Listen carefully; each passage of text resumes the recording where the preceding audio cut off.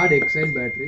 ఇప్పటికి 2 చేంజ్ చేసిన, అవి 2 వేసినా కూడా లో బ్యాటరీ అని వచ్చింది. సో ఇది నా థర్డ్ బ్యాటరీ, ఒకసారి ట్రై చేయాలా. సో ఇది కూడా ప్రాబ్లం ఉంటే నేను ఖచ్చితంగా అమెరాన్కి అయితే షిఫ్ట్ అయిపోతా.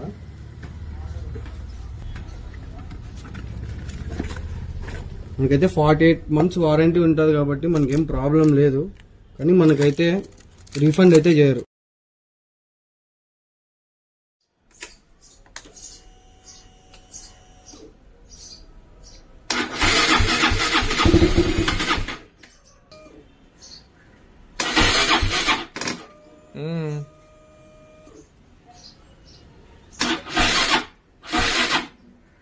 అండ్ నేనైతే అమెరాన్ అయితే బ్యాటరీ చేంజ్ చేయించేసిన. అండ్ ఫైనలీ అమెరాన్ బ్యాటరీకి అయితే నాకు స్టార్ట్ అయిపోయింది.